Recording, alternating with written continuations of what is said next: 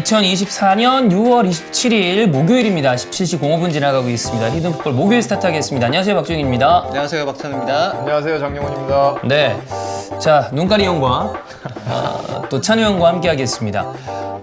유로 기간 중인데 그 눈가리 형 따로 저희가 히든풋볼에서 안 하고 네. 지난 회차, 지지난 회차를 이제 따로 네. 찍어서 올렸잖아요. 네네네. 특히 그 안광 아, 예. 임성한 작가의 드라마에 나오는 그 레이저 쏘는 할아버지 있잖아요. 그런 느낌으로 굉장히 좀 반응이 좋습니다. 네. 현장에서도 이제 개눈가리라고. 아, 예. 많이들 하시더라고요. 그 지난번 잉글랜드 영상은 40분이 넘는데 네. 굉장히 조회수가 또 잘 나와서. 예. 네네. 근데 제가 확실히 느낀 건 뭐냐면 독일, 잉글랜드 두 개 했잖아요. 예. 이게 확실히 사람들이 잘하는 것보다 못하는 거에 더 맞아요. 관심이 많구나. 그리고 그 대상이 잉글랜드면은 더할 나위가 없다는 걸 그쵸, 느꼈습니다.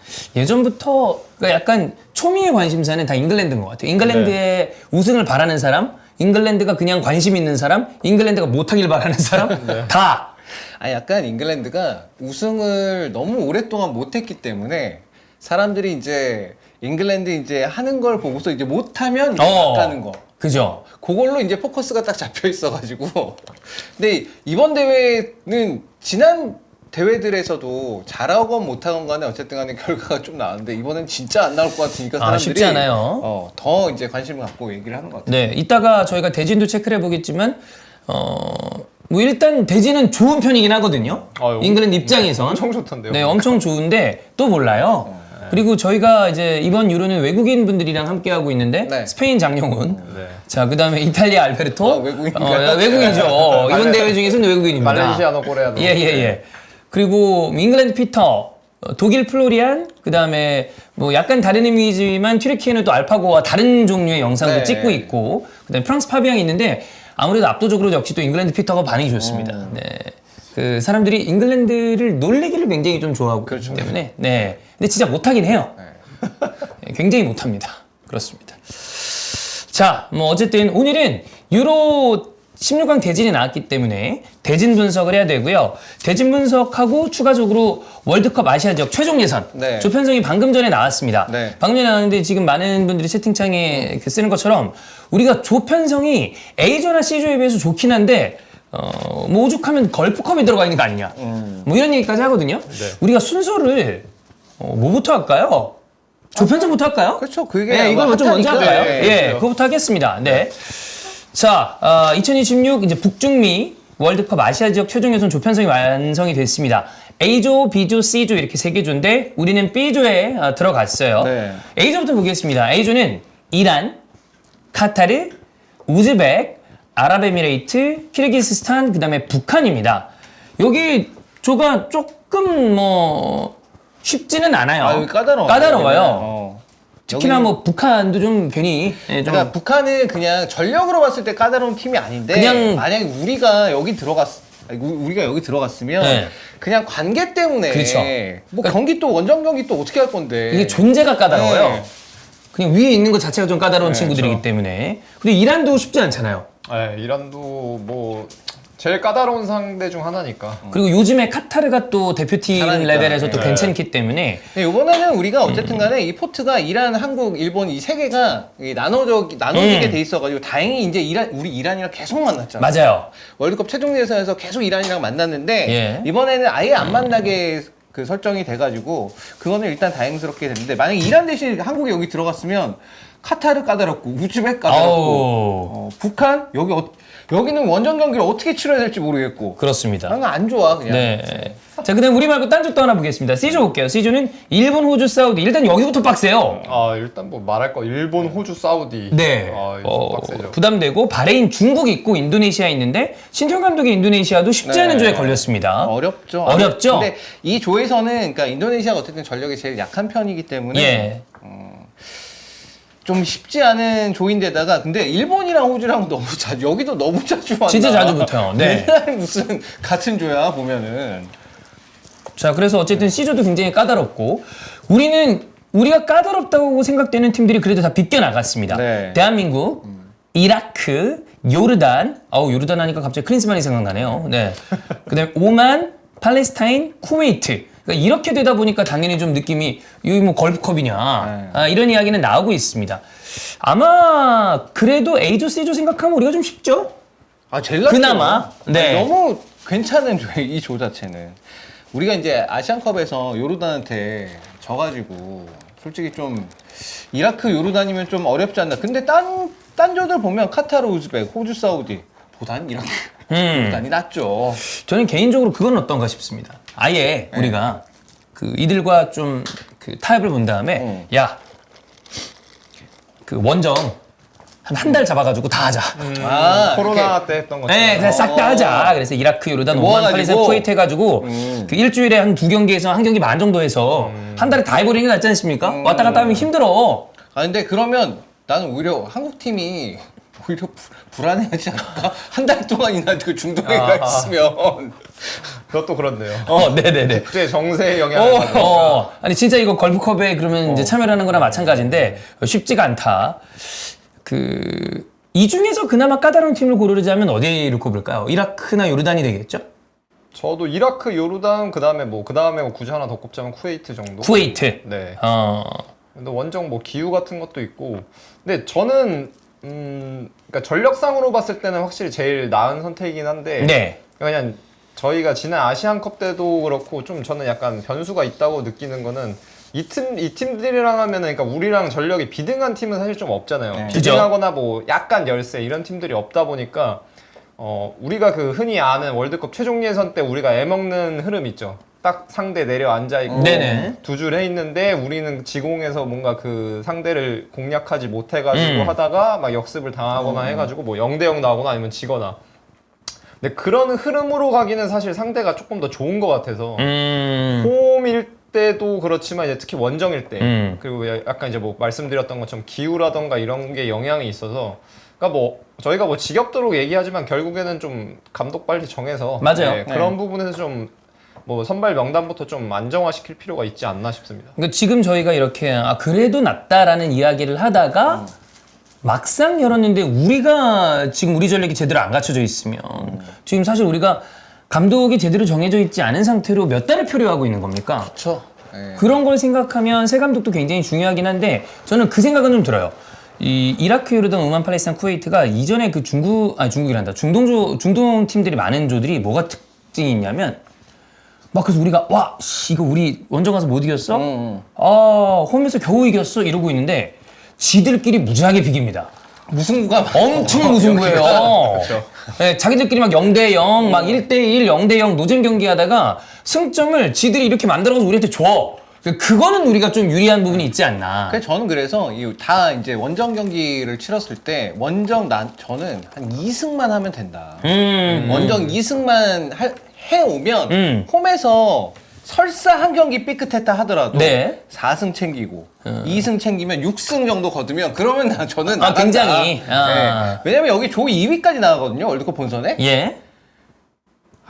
조 2위 여기서 조 2위 못 들면 솔직히 그러면 에이. 그거는 좀 그거는 말도 안 되죠. 네. 그거는 말도 안 되죠. 14, 18, 22 다 이제 2위였잖아요. 이란이랑 이제 다 같은 조. 맞아요. 네, 근데 이번엔 또 뭐 이란도 없으니까. 저도 뭐 2위 정도까지는 하지 않을까 싶긴 합니다. 자, 그럼 우리가 뭐 이전 대회들 잠깐 체크를 한번 해볼게요. 2014 브라질 월드컵인데 이때는 어찌 보면 굉장히 그 대표팀이 약간 파행적으로 진짜 힘들었어요. 정말 힘들었어요. 여기 지금 승점도 나와 있지만 진짜 빡셌어. 우즈벡이랑 경쟁해가지고 겨우 이거 어떻게 돼가지고 나간 건데. 맞아요. 이게 결국 이제 이때 대회 자체를 결국 감독이 이제 임시 감독 체제에서 결국 이렇게 어찌저찌 해가지고 이제 나가게 됐는데 이때도 또 이란한테 2번 다 졌죠? 이란이랑 한 틈 붙으면은 좋은 결과가 안 나와요. 이때 뭐 기억을 하시겠지만 그 최종 예선 치르기 전에는 조광래 감독으로 가다가 네. 그 다음에 경질이 됐고 그리고 난 다음에는 또 이제 굉장히 이야기가 많았었던 최강희 감독과 네. 함께 했었고 결국엔 또 본선은 홍명보 감독으로 갔어요. 네. 이게 그 코치의 시선으로 봤을 때 한 네. 대회를 준비하는데 감독이 2번이 바뀌어서 3명으로 치른다. 이거 자체가 좀 문제가 있지 않습니까? 좀 말을 함구하겠습니다. 제가 말을 하면 뭐 좋은 얘기가 나올 수 있기 때문에. 네. 근데 이때 진짜 맨 처음에 이제 시작할 때는 조광래 감독이었잖아요. 예. 근데 2차 예선이 진짜 힘들었어요. 맞아. 2차 예선이 되게 너무 크게 흔들려서 야 이러다가 3차 예선도 못 나가는 거 아니야? 그러니까 이런 얘기가 나왔기 때문에 감독이 중간에 바뀔 수밖에 없는 상황이었고 이게 이제 조광래 감독에 대한 그 이미지나 어쨌든 비판적인 부분은 이제 아시안컵 때부터 해가지고 여기까지 쭉 이어져 온 거죠. 그렇기 때문에 결국 이제 2차 예선에서 크게 흔들리니까 더 이상 못 버티고 이제 감독을 바꿀 수밖에 없는 상황이었었는데 지난 3번의 이제 월드컵을 보게 되면 결국 이제 안정적으로 최종 예선까지 쭉 와서 치른 거는 진짜 벤투 감독 때밖에 없어요. 근데 그 벤투 감독 때가 그래서 잘 됐어요. 네. 그러니까 누가 봐도 확실히 괜찮다라는 전제를 깔고 쭉 대표팀은 좀 길게 밀고 가는 게 결과적으로는 좋은 어떤 그 성과를 내는데 영향을 주는 것 같습니다. 네, 그러니까 저는 맨날 얘기하는 거지만 이게 예선전이라는 것도 사실은 당연히 그러니까 통과를 해야 되잖아요. 2차 예선도 통과를 해야 되고 그다음에 뭐 최종 예선도 통과를 해야 되는데 근데 통과라는 결과를 내는 것도 중요하지만 또 그와 동시에 감안을 해야 될 게 우리가 원하는 거는 월드컵 본선에 가서 어떻게 하냐잖아요. 네. 그죠? 그런 관점에서 보면 결국에는 예선도 프로세스거든요. 그러니까 그거를 하는 동안 월드컵 본선에서 할 거를 이제 최종 예선 혹은 뭐 2차 예선에서 준비를 하는 건데 그런 관점에서 사실 뭐 조금 전에도 말씀 주셨지만 감독이 바뀌면 바뀔수록 그게 다시 0에서 제로섬에서 시작을 해야 되다 보니까 네. 좀 그런 거는 좀 지양을 해야죠, 확실히. 2018 러시아 월드컵 때도 이제 올라가긴 했었는데 홈에서는 괜찮았어요. 근데 원정에서 승리를 아예 못하는 것도 있었고 결과적으로 이때 여러분 다 기억하시는 그 슈틀레케가 네. 있다가 본선에는 결국엔 네, 신태용 감독이 왔잖아요. 그렇죠. 네. 그러니까 여기도 그러니까 우리가 월드컵을 진행을 하고 아시안컵까지 이어가는 어떤 프로세스가 쭉 이어진 적이 거의 없다고 보면 됩니다. 잘 없죠. 근데 네. 오히려 더 한참 예전으로 돌아가면 그때가 차라리 나았어요. 네. 그때가 차라리 나았고 그때는 이제 오히려 본선 성적이 안 좋아가지고 그것도 그렇지. 그렇긴 네. 했는데 우리가 예전에 이제 90년 이탈리아 월드컵 때랑 그다음 98년 이제 프랑스 월드컵 때를 보면 그때는 예선부터 쭉 한 감독이 쭉 이끌어서 이제 본선까지 잘 그렇죠. 갔죠. 이제 대신 이제 대회 때 중간에 이제 이거는 또 본선에서 아예 이제 다른 결과가 안 좋아서 느낌으로. 뭐 네. 그렇긴 한데 예. 자, 어쨌든 뭐 18 월드컵은 그랬고 22 월드컵 때는 이제 벤투 감독으로 쭉 그래도 성적으로 보나 여러 가지로 봤을 때 가장 좀 성공적이었던 최종 예선이라고 볼 수 있겠고 뭐 지금 돌아와서 이런 얘기를 하는 게 아무 의미가 없습니다만 이렇게 보면 그 다른 어떤 대륙의 대표팀들도 그렇고 네. 월드컵이랑 대륙컵을 뭉탱이로 좀 묶어서 가는 게 제일 좋아 보여요. 그렇죠. 네. 그게 연속성이 있고 그리고 제가 뭐 딴 얘기일 수도 있지만 이제 스페인 대표팀 얘기하면서 제가 그 델라푸엔테 감독이 사실상 유로 참전한 감독들 중에 대표팀 감독의 제일 적임자다 이렇게 얘기를 했는데 왜 그 얘기를 하냐면 결국에는 이제 선수를 대표팀은 시간이 제한적이잖아요. 그렇죠. 그러니까 선수를 알고 그리고 선수이기 전에 그 인간으로서의 선수를 또 아는 게 중요한데 그런 관점에서 정보가 쌓이잖아요. 누적이 되는데 물론 뭐 협회 차원에서도 뭐 데이터를 저장을 해서 가지고 있고 선수에 대한 거 뭐 요새는 뭐 피지컬적인 거나 이런 게 다 저장이 되긴 하지만 그래도 감독이 그런 경험적인 차원에서 선수를 안다는 게 대표팀에서는 정말 중요한데 네. 그런 것들이 계속해서 좀 연속성이 있으려면 그리고 결국에는 본선 가서 월드컵 가서도 그렇고 뭐 대륙대회도 결국엔 본선 가서 성과를 내려면은 그게 아무래도 지대하게 영향을 미칠 수밖에 없는 거죠. 맞습니다. 그러니까 그런 플랜이 있어야 어쨌든 이 감독이 약간 좀 흔들린다 하더라도 그거는 오히려 협회에서 좀 대신 이 유탄을 맞으면서 막아주고 밀고 가고 이런 게 있어야 되는데 우리는 그거보다는 이제 오히려 내밀죠. 욕하세요. 이런 느낌으로. 그러다 보니까 중간에 막 빠지고 물론 뭐 너무 안 좋은 경기가 있고 진짜 예선에서 떨어질 것 같다고 그러면 그건 어쩔 수 없습니다만 네. 그게 아닌 경우에도 좀 휘릭휘릭하는 경우들이 좀 있긴 있죠. 근데 결국 이제 이 앞선 그 카타르 월드컵 말고 제외하고 앞에 이제 브라질 월드컵 때나 러시아 월드컵 때나 이때 결국은 감독이 중간에 바뀔 수밖에 없었던 건 중간중간 예선을 치르는 과정에서 이게 경기력도 나쁜데다가 경기력이 나쁜데 결과는 어떻게 챙겨? 그럼 또 모르겠는데 경기력이 나쁜데 결과도 안 나와. 네. 이러다 우리 월드컵 못 가는 거 아니야? 그러니까 이게 한국에서는 이 월드컵 못 간다는 거 자체가 엄청난 그 위기감을 불러일으키기 때문에 네. 협회 차원에서는 어쩔 수밖에 없을 거고 벤투 감독이 괜찮았던 거는 이때 뭐 브라질 월드컵 때나 러시아 월드컵 때 다 이제 아시안컵 때부터 맡아가는 이제 월드컵 예선까지 이제 쭉 오는 과정인데 그 과정 동안 보면은 벤투 감독이 되게 어쨌든 간에 본인의 일관성이 있었던 것 같아요. 사실 벤투 감독도 초반에 욕 많이 먹었잖아요. 아우 많이 먹었어요. 초반에 많이 먹었어요. 욕도 많이 먹었고 황인범 선수 뭐 기용 문제에 대해서도 네. 엄청나게 욕 많이 먹고 그랬는데 그것과 관계없이 어쨌건 간에 그렇게 평가전에서는 좀 흔들리거나 결과가 안 좋은 내용이 나왔을지언정 예선 막상 이제 이 대회 예선 들어가니까 예선에서는 꾸준하고 안정적으로 계속 승점을 쌓아오니까 별다른 뭐 얘기가 나올 수가 없는 거죠.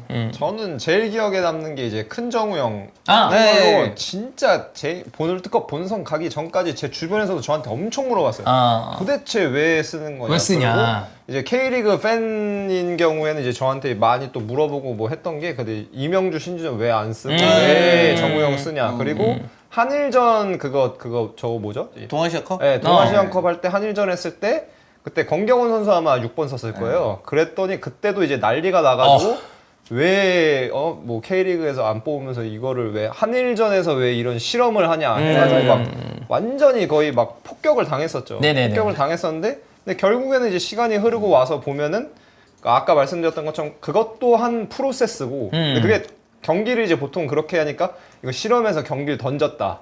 이제 한일전을 존중하지 않았다. 막 이런 얘기들이 당시 있었는데 근데 그게 아니거든요. 이게 상황으로 봤을 때 뭐 우리는 저도 모르지만 일본을 상대로 했을 때 권경훈이 6번에 나아가는 게 적절한 판단이었다. 그 당시 멤버로는. 그래서 이제 넣었을 수도 있는 거고. 근데 어쨌든 간 결국 본선 와서 또 얘기가 됐잖아요. 네. 그러니까 조금 항상 이게 프로세스다. 그리고 본선이 결국에는 이제 중요하다. 이게 좀 있어야 되는데 그때 근데 좀 생각이 나네요. 큰정우 형 선수는 이제 주변에서 저도 하도 물어봐가지고. 아우 장난 아니었죠. 예. 뭐 사실 그 저는 어느 곳이든 그 팬심이라는 게 네. 또 일희일비하기 마련이고. 그렇죠. 근데 저는 이제 그런 거에서 저는 팬들을 말릴 수는 없다. 그리고 그게 전 잘못된 거라고도 생각 안 해요. 많은 이야기를 하고 이렇게 언론에서 얘기하는 거에 대해서 만약에 감독에게 확신이 있고 그 감독이 밀고 나가는 장코치님이 얘기하는 어떤 게임 모델이라거나 그런 플랜이 명확하다면 그런 걸 협회가 보호해줘야 됩니다. 네. 근데 그걸 안 하고 항상 그냥 문매를 맞게 한 다음에 우리는 뒤에 이게 좀 골 때리는 거야. 그게 저는 좀 이제는 모르겠다. 아유, 지금 뭐 감독이 없는데 뭐 얘기가 뭐 할 만한 게 있어야 뭘 하죠. 뭐. 아니 그래도 한국은 다행인 게 예전에 어쨌든 한일 월드컵 치를 때 히딩크 감독이 있었을 때 그 1년 전까지 컨페데레이션스컵 때까지도 5대0으로 되게 많이 졌었거든요. 맞아요. 그래가지고 별명이 5대0인 적도 있었어요. 그러니까 그 정도로 이제 팀이 그러니까 결과가 너무 5골씩 내주고 지고 이러니까 이게 사람들이 보기에는 야 이거 월드컵 1년 남았는데 이거 되겠어? 그러니까 이런 말이 있었는데 사실 그 정도 스코어 몇 번 나오면 마틴이 갈만하긴 해. 그렇지. 예. 근데 이제 그 저는 컨페데레이션스컵이 그 프랑스한테 우리가 5대0으로 진 것만 기억할 게 아니라 그 나머지 경기 그때 멕시코도 아마 우리랑 한 조였었고 그랬는데 네. 근데 나머지 경기들은 또 괜찮았어. 그게 경기들이. 그러니까 경기라는 게 경기를 하다가 스코어 점수 차이가 많이 나는 게 점수 차이가 많이 나면 뭐 세부적인 조정을 해서 이게 진짜 본선 대회라면 이걸 무조건 어쨌든 우리가 승점을 따야 되는 경기라면 그 상황에서도 뭔가 조정을 해가지고 더 이상 실점을 안 하고 우리가 최소한대로 어쨌든 골득실까지 따져서 뭐 이렇게 할 수 있는 걸 해볼 수 있겠지만 이건 어차피 컨페데레이션 뭐 솔직히 이 월드컵 본선도 아니고 그죠. 잘하면 좋겠지만 뭐 어차피 5대0으로 진 거에 대해서는 어쨌든 우리가 계속해서 하는 스타일을 유지를 했었을 때 어느 정도까지 그 프랑스라는 세계 최고의 팀이랑 차이가 날 것인가를 본 거라는 느낌에 좀 가까웠다고 느껴지는 거. 사실 그 뒤에 경기들은 되게 잘했어요. 실제로 결과도 잘 나왔고. 네. 저는 그래서 그런 경험이 있기 때문에 결과는 본선 결과는 너무 잘 나왔으니까 그래도 사람들이 인내심이라는 게 좀 생기지 않았나. 좀 어느 정도. 네. 아니 아까 저희가 브라질 월드컵 이거 하면서 이제 감독이 3명이었다 이제 네네네네. 준비가 됐는데 아까도 채팅창에 어떤 분이 벌써 3명이 우리는 그렇죠. 예. 우리 그렇죠. 맞아. 아니 우린 지금 그렇지. 임시 감독도 있고 지금 그리고 어떤 분이 지나갔는데 되게 신박한 얘기를 하신 분이 있어요. 처음 봤어요, 저. 위약금 안 주게 스만 형 다시 데려오자. 처음 보는 어떤 그게 신박한데? 예. 그럼 또 다시 재계약해서 계약금 줘야 되는 거 아닌가? 굉장히 아직은 생각해보지 못한 아주 예. 아니 근데 가끔 있어. 클럽에서는 저런 일 있어요. 가끔. 이탈리아가 있어요. 나갔다가 네. 결국에는 다시 들어오는 다시 경우들이 좀 내려와요. 있잖아요. 성적이 계속 안 나와. 근데 얘한테는 월급 계속 나가고 있어. 야, 그럼 얘 자르고 일단 얘 다시 데리고 오자. 이게 있죠. 그리고 만약에 그 이번에 또 외국인 감독 못 데려올 거면 그 헤드 코치 101 같은 거 해. 그 101명 채우려면 좀 힘들 너무 수 많구나. 있으니까 11. 48로. 48. 그래. AKB? 예. 네, 뭐 그런 거 있잖아요. 네, 어쨌든 그런 거라도 했으면 좋겠습니다. 뭐 우리 대표팀 감독은 뭐 지금 언론에서는 계속 이런저런 이야기가 나오고 있는데 저희는 확실한 뭔가 좀 추가되고 회의가 네. 이뤄진 다음에 그 다음에 청희형이든 환희형이든 그런 이야기를 좀 하도록 하겠습니다. 자, 여튼 그 최종 예선 조만 따지면 우리가 나쁘게 걸린 게 아니에요. 물론 이렇다고 해서 쉽다라는 건 아닙니다. 그런데 나쁘게 걸린 건 아니기 때문에 빨리 우리 대표팀 좋은 감독으로 선임하고 잘 만들어서 결국에 중요한 건 본선입니다. 네. 네, 본선 가서 잘해야죠. 네. 자, 그렇게 되길 바라고. 자, 오늘의 메인 디쉬는 유로 2024. 이제 16강 대진이 나왔습니다. 저 이제 중계하면서 네. 이거 대진을 보기 전에 잉글랜드 경기를 잉글랜드랑 어디랑 했더라? 잉글랜드 세르비아 봤고요. 그다음에 잉글랜드 슬로베니아 봤거든요. 네. 얘네 진짜 입니다. 진짜. 아니 뭐야? 아니 그 장코치님 영상을 봤어요. 네. 그리고 난 다음에 이제 슬로베니아 경기를 들어갔습니다. 네. 좀 수정되는 게 있을까? 네. 왼쪽에서 그나마 약간 공이 도는 것 같은 느낌이 돌았지만 근데 그렇다고 해서 전체적으로 그 판이 바뀌었는가? 라고 하면 그렇지 않더라고요. 네. 얘네는 왜 그럴까요? 그럼 싸게는 뭘 하고 있는 건가요? 아 싸게요? 예. 아, 사우스게이트. 네네네.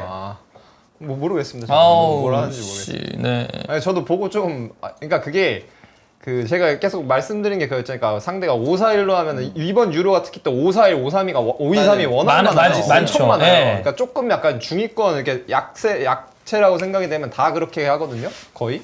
근데 이제 그게 문제가 뭐냐면 그래서 상대가 4-4-2로 수비를 하면 그게 크게 문제가 안 될 수도 있는 게 4-4-2니까 6명을 그게 걸리는 거잖아요. 백라인 넷에다가 미드필더 2명이니까 네.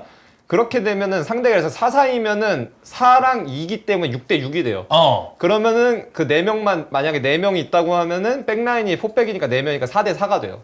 근데 이제 문제는 뭐냐면 대부분의 팀들 이렇게 5-4-1을 하면은 6대5가 되고 거기서 이제 잉여가 생기는 거죠. 그 다음 라인 수적 우위가 없어지는 건데 그래서 모르겠어요. 그러니까 이게 뭐 그냥 포백 상대팀 전용으로 만들어 놓은 건지 아니, 당연히 그럴 리가 없는데 그래서 뭐 모르겠어요. 저도 그러니까 모르겠어가지고 그 영상을 찍은 거긴 하죠. 예. 도대체 무슨 의도냐? 네, 그러니까 눈가에 불 켜고 찍은 거죠. 예. 도저히 모르겠어가지고. 그렇습니다. 아, 근데 보기가 좀 아우, 쉽지 않습니다. 너무 쉽지 않아. 아, 좀 그렇게 여기 파비하고 피터하고 왜 서로 놀리는데? 아니 그러니까 똑같이 봐. 자기들끼리 놀릴 게 왜 아니야. 서로 놀려? 그 똑같은데. 네. 근데 진짜 솔직히 말해서 뭐 프랑스도 답답한 게 있긴 있었으면 네. 잉글랜드에 비해서는 양반이고요. 아, 좀 낫죠. 그래도. 그리고 근데 이탈리아도 예.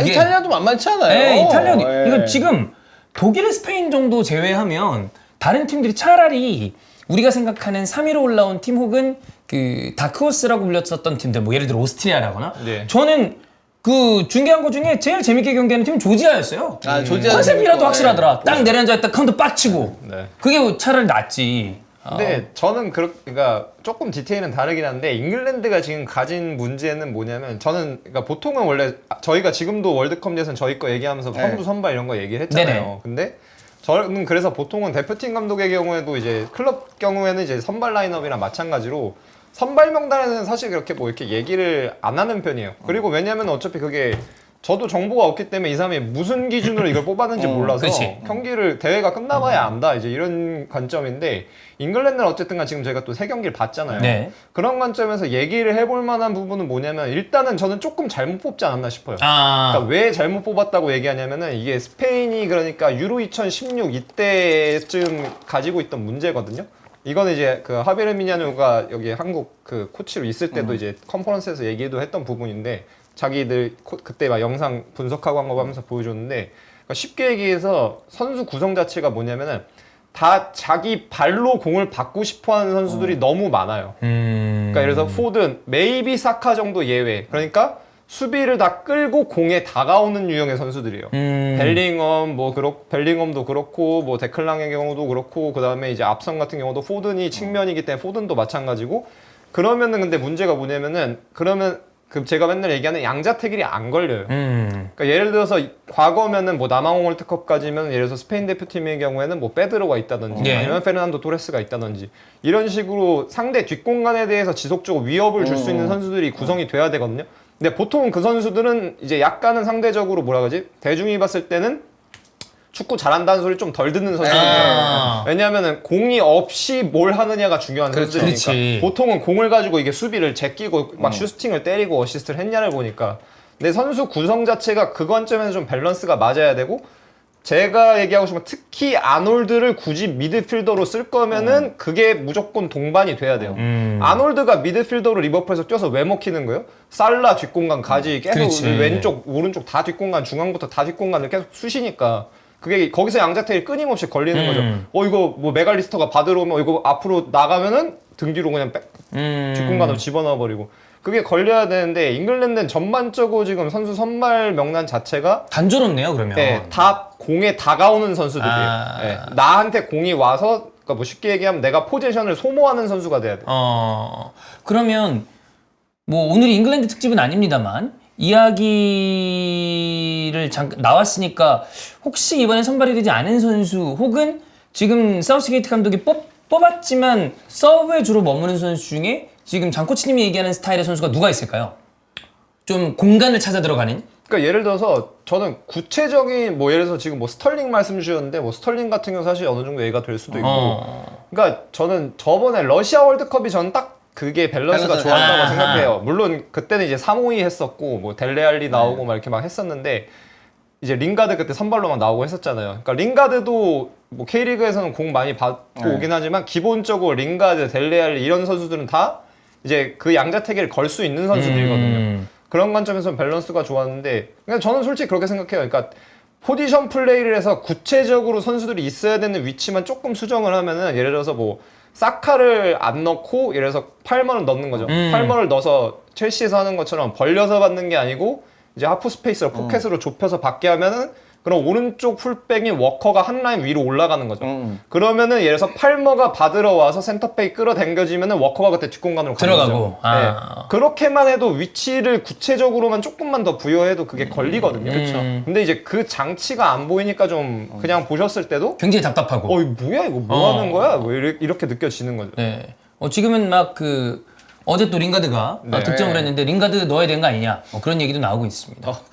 지금 링가드 갑자기 잉글랜드 대표팀에 선발되면 웃기겠다. 재밌긴 해요. 어제 저 경기장 가서 봤는데 현장 가셨구나. 네, 링가드 그래도 뭐 잘 하더라고요. 네. 그리고 링가드는 일단 지금 보여주고 있는 어떤 그 마음 자세가 서울 팬들에게 굉장히 사랑받을 만한 아주 지금 사랑받을 만한 행위를 많이 하고 있어요. 맞아요. 아니, 어제도 인터뷰 수훈 선수 인터뷰하고 네. 막 뛰어서 막 가더라고요. 같이 가고. 가가지고 막 하고 진짜 좀 뭐 피리도 또 한번 불고 가가지고 예. 골 넣었을 땐 또 안 했거든요. 근데 또 그 앞에 가서 또 하더라고요. 그렇죠. 그래서 쇼맨십이 좋아요. 네, 분위기 진짜 좋더라고요. 그렇습니다. 자, 그럼 대진을 저희가 한번 체크를 해볼게요. 일단 스페인 대 조지아. 네. 스페인 대 조지아 경기 보겠습니다. 스페인은 지금 이번 대회 중에 가장 좋은 모습을 보여주고 있고 조지아도 사실 스페인을 이길 거라고 생각되진 않습니다만 오늘 경기에서 포르투갈을 잡는 혹은 튀르키예 경기에서 지긴 했습니다만 나름대로 패기를 보여줬기 때문에 저는 경기만 놓고 봤을 때 꽤 재밌는 대진이 아닌가. 재밌을 것 같아요. 네. 재밌을 것 같고 물론 이제 조지아가 훨씬 더 열세인 거는 뭐 그건 어쩔 맞죠. 수 없는 부분인데 과연 이제 크바라가 어느 정도로 그 스페인을 상대로 해서 보여줄 수 있을 것인가. 크바라 또 그 마지막 경기에서 또 골도 넣고 이래가지고 좀 많이 기대가 되는 부분들이 있고 그다음에 마마르다슈빌리 골키퍼 와, 잘 막더라. 얼마나 막을 수 있을 것인가. 이거 네. 슈팅 한 제가 볼 때 15개 이상 나올 것 같거든요. 나올 만하죠. 할 것 같은데 몇 개나 막을 것인가 여기서. 네. 세이브가 진짜 좋던데요, 이거 마르슈빌리. 제가 유로 사전 컨텐츠 할 때 얘기했잖아요. 네. 이게 조지아 이거 올라올 가능성이 있다. 그리고 저는 또 어쨌든 발렌시아 연고식이 있으니까 그쵸. 라리가에서 솔직히 탑 골키퍼거든요. 이게 언급이 좀 덜 돼서 그렇지 순위가 팀이 좀 낮으니까 그래서 뭐 결국에는 저는 종래에는 스페인이 이기지 않을까 네. 생각은 하지만 뭐 두 분 말씀하신 것처럼 확실히 좀 꿀잼 경기 예상 외의 꿀잼 경기 좀 예상해 봅니다. 아마 전형적으로 스페인이 완전히 점유를 하는데 네. 조지아는 꾹 웅크리고 있다 카운터를 치려고 딱 노력을 하는 그러면 사실 그냥 완전히 제3자 입장에서 경기가 재밌으려면 오늘 경기처럼 2분 만에 카운터 쳤는데 흡이차 골 넣어. 그러면 이제 경기 개재밌게 됩니다. 그러니까 먼저 이제 골이 나오게 되면은 그렇게 되면은 이제 카르바나 같은 경우도 더 앞으로 올라올 수밖에 없을 거고 그러면 그만큼의 공간이 또 부여될 수 있으니까 그쵸. 뭔가 재밌는 경기가 되지 않을까 싶은데 근데 스페인이 전체적으로 경기를 장악한 능력이 너무 좋아서 그 말처럼 그렇게 될까 싶긴 해요, 솔직히. 요거는 뭐 스페인의 승리가 좀 많이 유력해 보이지 않나. 네. 스페인은 좀 그 조지아는 멋지게 경기를 하고 장렬히 산화하는 그런 느낌이 되지 않을까라고 생각이 듭니다. 스페인. 자, 그 다음에 독된 개최국 독일이랑 덴마크인데 요거는 좀 어떻게 보세요? 저는 독일이 올라갈 거라고 봅니다. 독일이? 예. 예. 왜냐하면은 독일 이제 뭐 저희가 방금 스페인 얘기도 했지만 독일이나 스페인은 결국엔 앞서 있는 게 공을 가지고 있을 때도 해야 되는 게 너무 명확하고 공을 갖지 않을 때 혹은 공을 뺏긴 직후에도 이 행동 양식 자체가 워낙 명확해서 그러니까 결국엔 차이는 그거든요. 그러니까 방금 저희가 뭐 잉글랜드 얘기할 때도 했지만 이 두 팀은 포지션 플레이를 해요. 명확하게 공간에 대해서 이제 역할 부여가 되어 있고 그러다 보니까 말 그대로 경기에서 변수 자체를 최소로 만드는 팀이다 보니까 그리고 덴마크 경기를 또 이제 저희가 잉글랜드 할 때 봤잖아요. 그죠? 근데 솔직히 말해서 저는 그러니까 덴마크가 뭐 나쁜 팀이라는 건 아닌데 독일을 잡을지에 대해서는 확실히 좀 의문부호가 있고 덴마크도 또 5-4-1, 네. 5-2-3 하는 팀이다 예. 보니까 쉽지 않을 거라고 좀 봅니다. 여기도 뭐 네, 여기도 찬영도 독일이. 예. 그리고 뭐 그냥 어떤 그 아주 디테일한 전술적인 파트를 제외하더라도 그 무시알라랑 비르츠가 가지고 있는 그 재기발랄함이 네. 또 둘이 또 스타일이 약간 또 다르잖아요. 맞아요. 네. 그래서 보는 즐거움이 또 굉장히 좋더라고요. 저는 네. 그리고 사실 제가 개인적으로 좋아하는 선수이기도 한데 저는 이런 중요한 순간에 그 균도안이 가지고 있는 이상한 클러치 능력. 네. 진짜 묘할 때 골 잘 넣거든요. 맞아요. 중요한 골들. 그 위력이 이번 대회에 좀 많이 발휘되지 않을까. 그리고 독일이 좋은 점은 필크루크 같은 선수를 백업으로 쓸 수 있다는 예. 거예요. 그 선수가 그러니까 필크루크를 아마 선발로 내세우지는 않고 있는데 필크루크 같은 선수가 중간에 딱 투입이 돼가지고 지금까지 했던 것과는 좀 다르게 이 선수는 어쨌든 간에 키도 크고 그냥 공중볼 제공권 능력도 있고 하다 보니까 거기서 또 하다가 그냥 그쵸. 한 방 먹히고 그리고 저는 골 넣고 웃을 때 이 없는 게 진짜 킬포인트라고 봅니다. 좀 더 살벌해 보여요. 야, 느낌이 딱 오는데 이가 딱 없으니까 존나 무섭다. 약간 그런 느낌이 있거든요. 캐리비안의 해적 약간 바르보사 느낌. 쎄 이게 주원 형이야. 독추맨이에요. 이가 없어.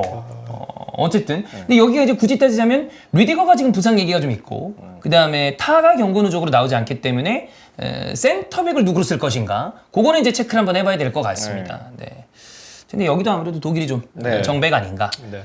자, 그 다음이 포르투갈이랑 슬로베니아입니다. 네. 오늘 포르투갈이 뭐 조지아에게 지긴 했습니다만 사실 로테이션 좀 돌렸고요. 그쵸. 그리고 오늘 좌우에 안토니오 실바랑 그 이나시오랑 다 이렇게 네. 봤어요. 다 맨유링크 있는 선수들이잖아요. 네네네. 그 다음에 주앙 네베스 1억 2천만 유로 벤피카 네. 그 이제 또 바이아웃 있잖아요. 저는 하나 꼭 네. 아스날이 포르투갈 선수들에게 관심을 먼저 안 가졌으면 좋겠습니다. 아, 이들의 능력을 저는 무시하지 않아요. 왜냐하면 그만한 포텐셜이 있겠죠. 클럽에서는 그렇게 했겠죠. 근데 와 저는 이런 경기들을 보면 이들에게 어느 정도의 이적료로 책정해야 되는 것인가. 특히나 안토니오 실바도 지금 맨유링크 있고 네. 그다음에 다 거의 맨유링크가 있을 거예요. 그다음에 주앙 네베스는 저는 파리 생제르맹 링크가 있는 걸로 아는데 그 정도야? 좀 느낌이거든요. 그리고 결국엔 안토니오 실바는 이 실점에 다 관여했어요. 감독이 문제일 수도 있죠. 그건 맞아요. 자, 로베르토 마르티네스이기 때문에 그것도 맞긴 합니다. 예, 그건 또 맞아. 근데 역시 포르투갈 보면은 가장 이제 핵심이 되는 선수들 브루노 페르난데스하고 그다음에 베르나르도 실바 둘이 있어야 돼 이 네. 팀은. 근데 그것도 난 참 이해가 안 가는 게 이 정도의 그 각각 클럽이나 이런 데서 우수하다고 평가받는 선수를 다 모았는데 이 둘이 없으니까 일단 잘 안 되는구나라는 느낌을 주는 게 아쉬워요 그냥 네. 전반적으로. 그러니까 약간- 아무리 신두영이 해도 안 돼. 그러니까 약간 아예 뭐라 그러지? 조합해본 적이 없는 새로운 그쵸? 유기체인 거죠. 그러니까 저는 그 4월에 제가 포르투갈 가가지고 벤피카랑 스포르팅 보고 왔잖아요. 네. 보고 두 경기 이제 봤는데 어땠나요? 벤피카 처음 주중에 컵 경기 했을 때 좀 특이했던 건 벤피카 홈에서 할 때 재밌었던 건 뭐냐면 스포팅이 그러니까 이기고 있었나 나 어느 때 그러니까 종합 스코어 1, 2차전 합쳐서 스포팅 올라가는 거였거든요.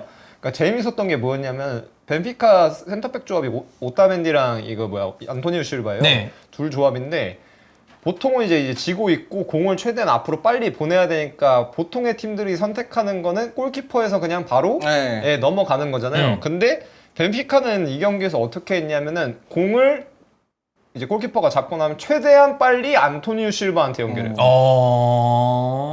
공을 그러니까 전방으로 가장 높은 확률로 보낼 수 있는 선수가 안토니오 실바이기 때문에 공을 계속 골키퍼가 한 번도 다이렉트 처리를 안 하고 안토니오 실바한테 계속 주더라고요. 엄청난 신뢰네요, 그러면. 네.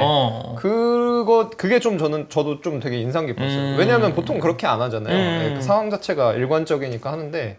그래가지고 이것도 되게 좀 신박하네 하면서 이제 그러면서 보니까 근데 또 어느 정도 이해는 되더라고요. 네. 네, 그래서 뭐 공 가졌을 때 퀄리티가 어느 정도 있으니까 이나시우는 솔직히 저는 개인적으로는 되게 높게 평가하는 거라서. 저도 이제 뭐 오늘 한 경기 본 거 얘기한 거기 때문에 나 어제 경기 못했죠. 아니, 어제 경기는 실수가 좀 있더라고요. 이나시오보다는 좀 안토니오 실바가 조금 그랬는데 그런 실수는 사실 경기를 하다 보면 좀 나올 수 있다. 나올 수 있는 거기 때문에 근데 이제 그 가격표가 이제 보이니까 저는 어제 사실 이 벤피카 선수들도 그렇고 포르투갈 선수들이 몸값이 되게 높잖아요. 네. 그거에 대해서 제가 아까 얘기를 드렸잖아요. 아스날은 거기에 관심을 좀 나중에 가졌으면 좋겠다. 너무 비싸다. 다 프리미어 리그가 올려놓은 거 아니야. 지금 포르투갈 리그 선수들 다. 지금 보류 벌써 하나 돼 있잖아요, 아스날도. 네. 파비오 있잖아요. 네. 파비오 있고.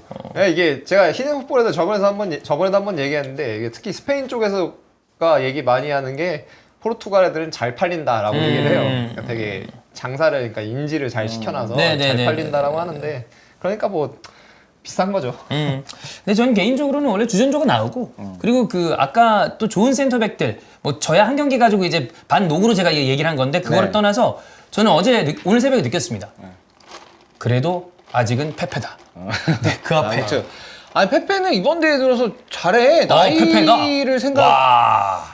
나이를 나이 감안해서 잘한다는 게 아니라 그냥 잘해 그냥. 네, 보좌관 이제 선언했잖아요. 우리 호 장군님께서 은퇴하실 때까지 나는 옆에서 보좌하겠노라 선언했잖아요. 아니 근데 그 호장군 솔직히 말해서 오늘 새벽에는 좀 그거 잡아당긴 거 좀 빡칠만 했어요. 맞아. 네, 그거는 솔직히 너무 잡아당기더라. 근데 줄만도 한데 그냥 넘어가가지고. 그거는 좀 화가 날 만했다. 결국 이제 주심이 이제 공과 관계 없다라고 본 건데. 아마도 그런 것 같아요. 약간 억울할 만해요. 그 다음에 이제 PK 내준 거 생각해보면 야 저거 줬으면 저것도 줄 수 있는 거 아니야? 약간 이런 얘기가 나올 만하지. 그것도 분명히 컨택이 있긴 했는데 제가 톡 느낌이었거든요. 그래서 그런 느낌은 있지만 저는 슬로베니아는 그냥 단단한 4-4-2 그 이상은 없다. 그 세슈코 어떻게 보십니까? 세주코 좋은 선수죠. 네. 좋은 선수인데 이제 좀 결국엔 소속팀이 라이프치히인데 라이프치히랑 슬로베니아 좀 퀄리티 차이가 갭이 좀 있다 보니까 쉽지 않죠. 전 요것도 포르투갈이 여기까지는 좀 정배가 되지 않나. 이거 뭐 친선전에서 이겼다고는 하는데 친선전이니까. 그때 보면 그때도 역시 브루노 페르난데스랑 베르나르도 실바 없더라고. 라인업 보니까. 그치. 그러면 그 둘이 나오고 풀 전력으로 붙었을 때는 확실히 포르투갈이 좀 더 우위일 수밖에 없을 것 같아요. 그렇습니다. 자, 근데 이제 아까 저희가 1, 2번 얘기를 했는데 1, 2번에서 스페인, 조지아, 독일, 덴마크가 정배를 스페인, 독일로 그러면 여기서 결승이 열리네요. 대진이 안 좋다 여기. 그래. 이쪽이 확실히 어려워 이쪽이. 또 스페인이 먼저 들어오네. 아니 저도 그래서 이건 좀 최소 4강에서 해야지. 그지. 8강에서 해가지고 저도 좀 아쉽습니다. 약간 좀 반대로 갔으면 어땠을까 하는 생각이 드는데 어쨌든 스페인, 독일, 포르투갈도 좀 정배가 되지 않을까 싶고 그 다음이 프랑스랑 벨기에입니다. 벨기에가 또 그 잉글랜드랑 만만치 않은 그 정도의 경기력을 좀 보여주고 있는데 프랑스, 벨기에는 뭐 프랑스. 이거는 둘 다 어쨌든 이번 대회 잘 못하잖아요. 그죠? 네, 둘 다 잘 못하는데 결국은 프랑스가 이기지 않을까. 프랑스가 아무래도. 그러니까 벨기에라는 팀이 보면은 이런 큰 대회에서 보여준 토너먼트 단계에서 보여준 거 잘했던 적도 물론 있지만 그렇다고 해서 프랑스를 넘어설 정도인가? 근데 프랑스가 못하니까 또 하긴 또 스위스한테 떨어졌는데 지난번 대회 생각해보면 근데 그렇더라도 벨기에가 스스로가 프랑스를 넘어설 수 있을 것 같지가 않아요. 일단 느낌이. 그래서 이거는 그냥 프랑스가 좀 많이 괜찮아 보인다. 프랑스가 좀 괜찮은데 일단 근데 중요한 거는 어쨌든 그리즈만이 좀 살아나야 돼요. 예. 그리즈만이 계속 이 상태면 프랑스 되게 어려울 것 같아요. 사실 그 프랑스 대표팀에서 경기력이 좋았을 때 가장 핵심적인 선수는 대부분 그리즈만이 잘했을 그리즈만이죠. 때였잖아요. 네. 요거는 장코치님은 저도 프랑스를 프랑스다. 하는데 저는 약간 조금 결이 다른 건 네. 뭐냐면 오늘 이따가 또 프랑스 저희가 얘기를 할 거잖아요. 여러분 안광 컨텐츠는 요거는 네. 이제 프랑스입니다. 어떤 분이 그거 쓰셨던데 뭐라 그러지? 눈 아래 불이 들어온 게 아니고 뭐라 그러지? 불 아래 눈이 들어왔다. 네, 안광이라고 하니까 갑자기 그게 생각나네. 뭐 어쨌든가 그래서 안광 컨텐츠 때 이제 얘기를 할 예, 건데 프랑스 경기를 좀 쭉 봤어요. 쭉 네. 봤는데 아쉬운 부분이 있긴 한데 근데 저는 그래도 경기를 온전하게 다 보고 나서 내린 결론은 그 뭐 우리가 흔히 얘기하지 않습니까? 연예인 걱정하는 거 아니다. 네, 그것처럼 보고 나서 또 했습니다. 프랑스 걱정하는 거 아니다. 네. 그래서 뭐 결국에 프랑스가 올라가지 않을까 싶고 약간의 변수는 이제 제가 또 제일 친한 친구가 스페인이 있었을 때 벨기에 친구 하나 있었거든요. 네.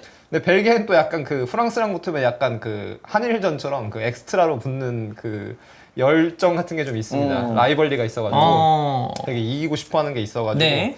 그게 뭐 그냥 약간의 뭐 변수라면 좀 변수라고 할 수 있지 않을까. 저기요, 저 개불알의 시선 좀, 그거는 좀 밴 좀 해주세요. 개불알의 시선은 좀 너무한 거 아닙니까? 그건 좀 자제 좀 해주시고요. 그 알짜를 빼고 개불 정도만. 예. 그래. 나중에 그러면 이제 장코치님이랑 네. 또 뭐 개불 먹방이라도 한번 하도록 하겠습니다. 네. 근데 이거 벨기에가 좀 항상 저는 벨기에는 결과적으로는 그 황금 시대 이제 다 끝났어요. 네. 이제 뭐 그다음에 또 이런 세대가 언제 올지 모르겠지만 네. 참 아쉬운 국가다.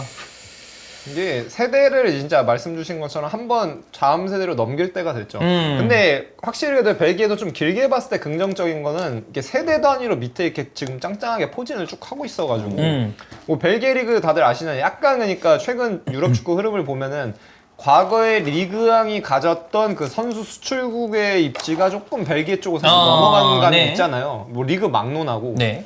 그러다 보니까 저도 이제 뭐 작년에 이제 인천에서 17세 대회 국제 대회 했어가지고 이제 뭐 한국 팀들 같은 경우도 뭐 이제 뭐 프로산하 팀들 뭐 대건 그러니까 인천 뉴스, 뭐 전북 뉴스, 뭐 포항 뉴스 이렇게 참여했고 벨기에는 또 이제 안드레르트 왔었거든요. 네. 근데 보게 되면은 일단은 뭐 우리가 다 아는 그 이민자 개 선수들의 그 피지컬적인 우위 가지고 좋은 선수들이 굉장히 또 많더라고요. 네, 그러다 보니까 좀 벨기에는 이번 대회도 결국엔 약간 과정이지 않을까. 네, 그렇게 봐야 된다고 봅니다. 그렇습니다.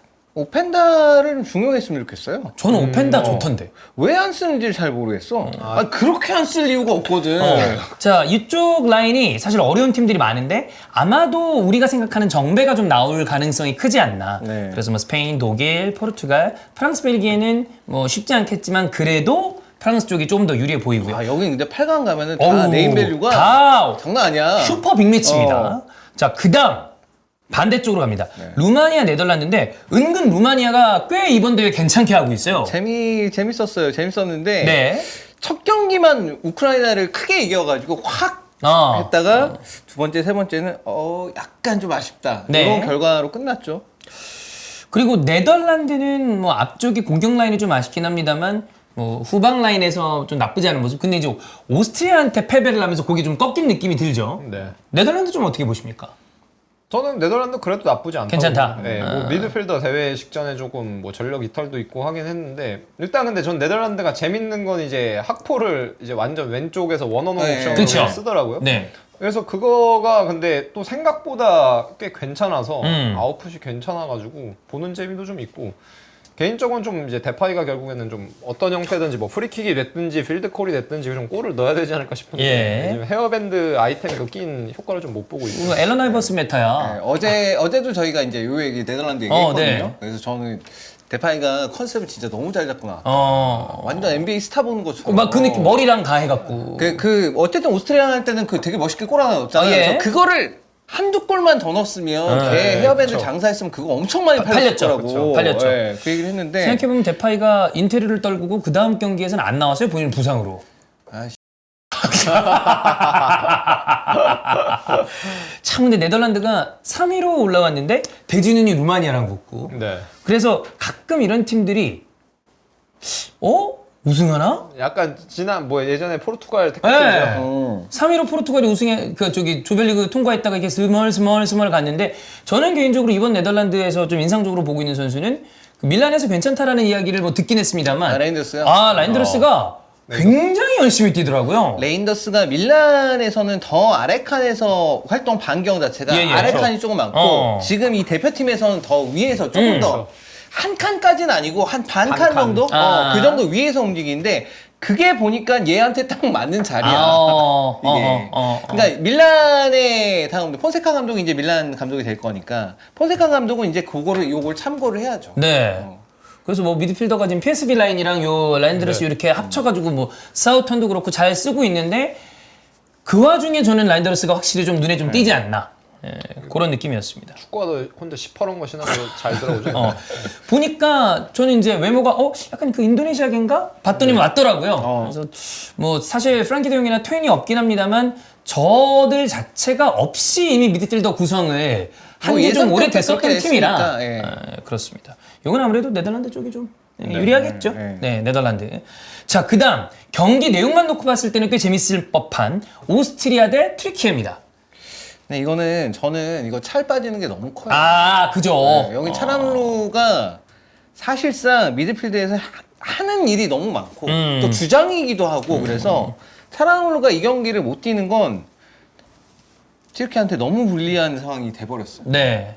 막 나는 이해가 안 가는 게 그 새벽에 경기 보면서 차란루 골 넣었어. 맞아요. 골 넣었어요. 내가 몬탈라 감독에서 바로 뺐어. 그냥 빼버리자. 바로 뺐어.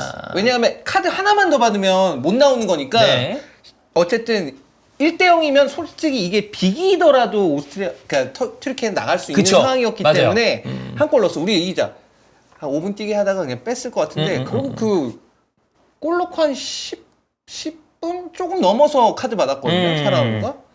그게 이해가 안 가더라고요. 사실 핵심적인 선수를 이렇게 잃어버리면 이거는 16강에서는 좀 어렵잖아요. 특히나 지금 오스트리아가 또 역시 가장 인상적인 팀 중에 하나인데 이번 대회에서 오스트리아도 지금 잘하고 있죠. 그쵸. 이거 저는 오스트리아 랑닉 감독 부임하고 예선 막 월드컵에서는 네이션스는 계속 좀 쭉 봤거든요. 예. 근데 봤을 때부터 한결 같아요. 아마 오스트리아도 당연히 랑닉이라는 사람을 데리고 오고 기대했던 바일 텐데 4-4에 기반해가지고 우리가 아는 그 라이프치 1부 리그 처음 승격했을 때 그 베르너가 한창 잘했었을 때 당시 그거 거의 그대로 하고 있거든요. 그리고 또 오스트리아 자체가 워낙 선수들이 다 대표팀이 분데스리가 기반 선수들이고 그죠. 또 이제 오스트리아는 이 레드불 프로젝트에 몸담았던 선수들이 많지 않습니까? 네. 뭐 자비처 포함해서 뭐 많은데 그러다 보니까 그거에 대한 이해도 그리고 그거를 실행할 수 있는 능력 이런 부분에서 봤을 때 뭐 거의 찰떡이죠. 찰떡이어서 그런 거를 본선 와서도 잘 보여주고 있다 보니까 보는 재미도 있고 약간 우리가 얘기하는 그 공을 가지고 관계를 컨트롤하는 그런 재미는 아니지만 또 공간을 컨트롤해서 이제 빵 폭발적이야. 빠르게 역습 트랜지션하는 그 재미가 있어서 또 자비처가 워낙 잘해가지고 재밌어요. 네. 아니 자비처 너무 잘하네. 그러니까 진짜 잘해. 와 여기는 그러니까 오스트리아 이번 대회에서 오스트리아 보면 포워드가 좀 약하다는 느낌이 드는데 그거를 자비처가 뛰어다니면서 다 메꾸는 그런 느낌이 좀 들고 오스트리아도 보면 랑닉 감독 처음 부임했을 때 아마 제 기억에 네이션스 리그인데 그때 결과 되게 안 좋았거든요. 결과가 안 좋았는데 그러니까 그거지. 그러니까 이 협회 오스트리아 축구협회에서 봤을 때는 결과는 안 좋아. 근데 이 스타일을 어쨌든 간에 이 스타일로 밀고 나가면 좋은 성과가 있을 수 있겠구나 라고 해가지고 지금 여기까지 와서 좋은 성과까지 내고 있으니까 자, 이건 오스트리아가 아무래도 또 찰도 빠지고 좀 많이 좀 압도적이지 않을까라는 생각인데 여러분 이거는 저희가 그 앞서 올린 컨텐츠에도 얘기를 드렸는데 어제 지난번에 굉장히 반응이 좋았던 알파고 신하 씨가 어제 그 귀국한 지 얼마 안 돼서 또 사무실에 들린 다음에 그 페네르바체 튀르키예 축구는 왜 정당 정치에 가까운가 그 이야기를 튀르키예가 축구 시작 때부터 쭉 당겨서 한 1시간가량을 물론 또 편집을 좀 해야 되겠습니다만 진짜 그 여러분 이야기꾼입니다. 이야기꾼. 페네르바체 뭐 갈라타사라이 베시타시랑 뭐 그다음에 왜 바샥쉐히르가 중간에 잠깐 떠올랐는지 에르도안이 왜 어떻게 저렇게 했는지까지 이야기를 쭉 한번 하고 왔기 때문에 너무 재밌어. 네. 다음 주에 업로드 될 예정입니다. 원래는 이번 주에 올릴까 했는데 텍스트량도 많고 얘기가 저희도 어쨌든 체크를 해야 될 부분이 많아서 아마 다음 주로 넘어가지 않을까 싶습니다. 그리고 난 다음에는 그것도 할 거예요. 저희가 또 이번엔 중동 지금 팀들 많이 잡혔잖아요. 알파고와 함께하는 중동 축구 정세. 그것까지 한번 또 진행해 보겠습니다. 알파고 그 얘기를 하더라고요. 보통 와가지고 다음 컨텐츠 때 부르겠다 그런 다음에 안 부르는 데가 부지기수인데 여기 이렇게 빨리 부를 줄 몰랐다고. 자, 그다음에 이제 2개 경기 남았습니다. 잉글랜드 대 슬로바키아인데 이기겠죠? 그냥 우리가 얘기하는 거 막 어거지로 막 해가지고 어떻게 이길 것 같아요. 이기겠죠? 네, 설마. 아니 뭐 서브드도 뭐 와킨스도 있고 뭐 에, 할버도 있고 이기겠지. 한데 하지만 슬로바키아는 이기겠죠. 벨기에를 잡았습니다. 아, 씨. 근데 저는 솔직히 말하면은 모르겠어요. 잉글랜드 이긴다고 못하겠어요. 못하겠어요. 아. 왜냐면 슬로바키아 하는 것도 뭐 한 경기밖에 좀 못 보긴 했는데 네. 뭐 모르겠어요. 솔직히 말해서. 그 잉글랜드 슬로바키아 1대0 잉글랜드 승 득점은 자책골. 이런 거 한번 생각해 보세요. 아니 저는 연장도 가능성 있다. 아. 승부차기 가면 안 돼. 승부차기는 가면은 잉글랜드가 안 되고 네. 연장승 정도. 맞아. 그럴 가능성이 있다. 그렇습니다. 근데 슬로바키아도 사실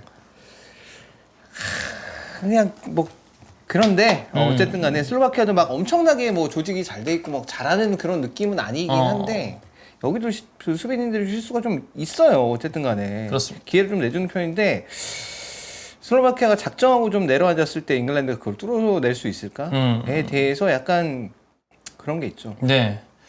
자, 그 다음이 이제 스위스랑 이탈리아입니다. 이거는 뭐 잉글랜드가 이긴다 칩시다. 그리고 난 다음에 스위스 대 이탈리아인데 이게 저는 이탈리아 떨어질 것 같아요. 그럴 가능성이 있죠. 네. 네. 스위스는 실제로 지난 대회에서는 프랑스도 잡았고. 그러니까 아니 그리고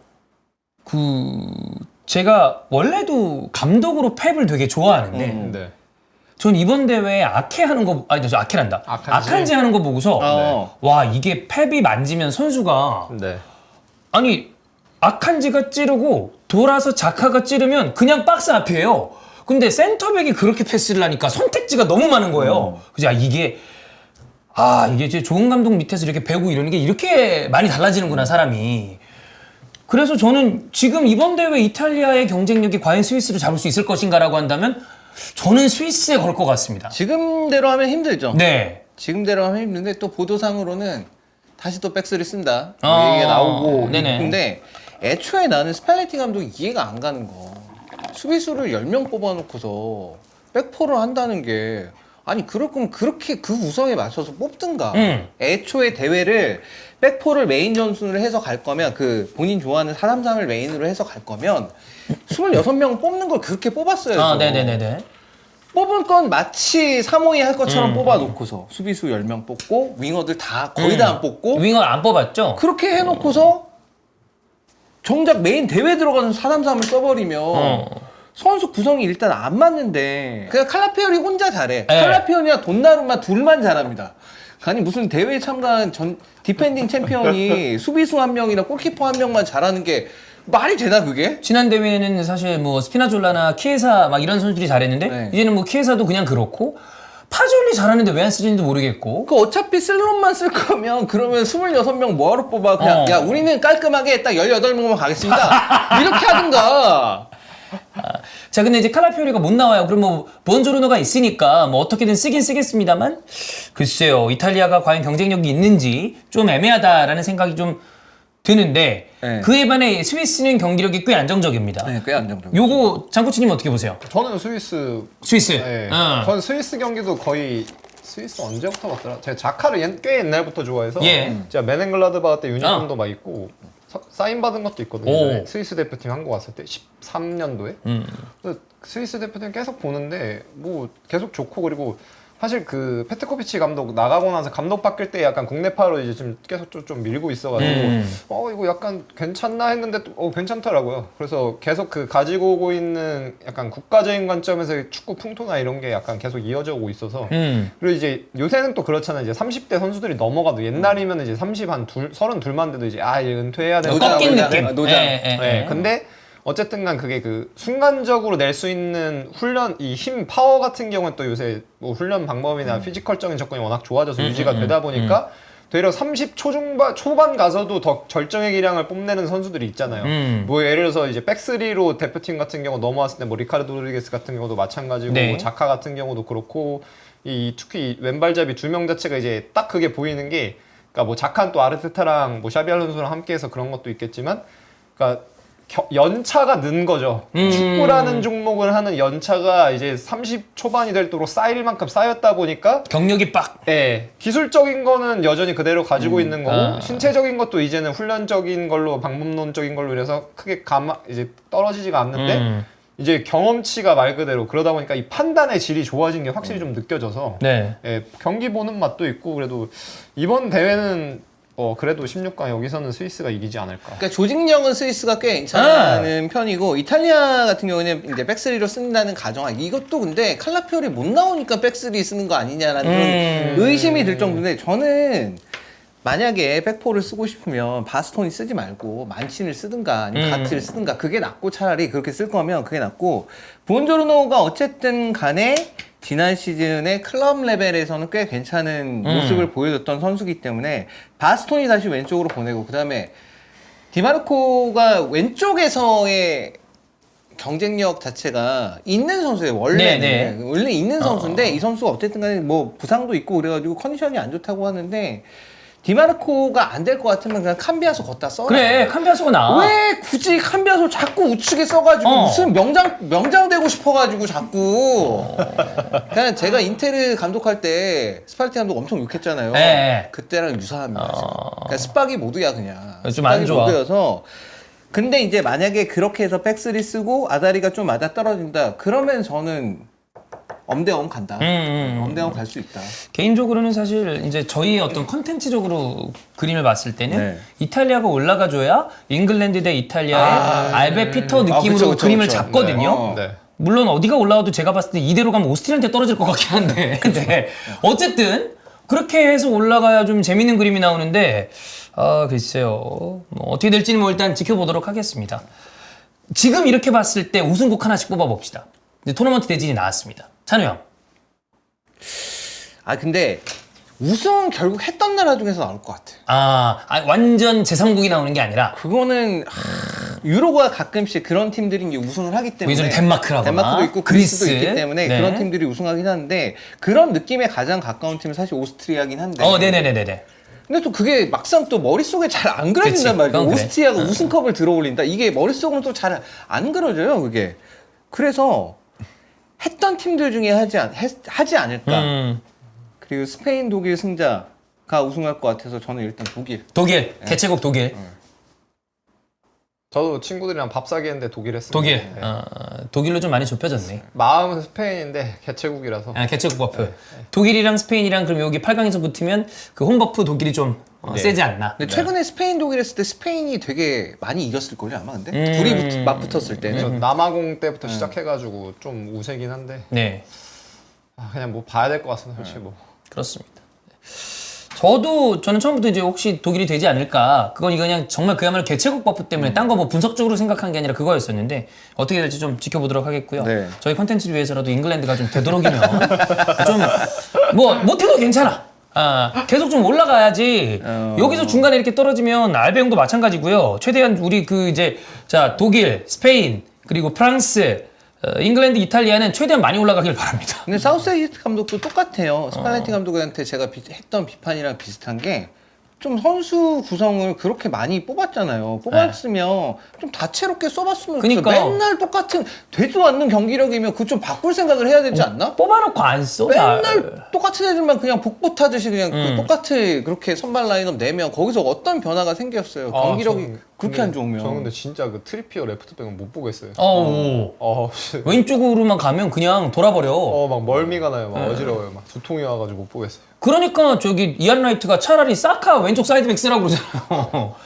원래 사가 원래 레프트백이었잖아요. 그래 했었으니까. 루크쇼 돌아온다는 얘기 있으니까 네. 한번 봅시다. 왜 그렇게 뽑았는지 진짜 모르겠지만.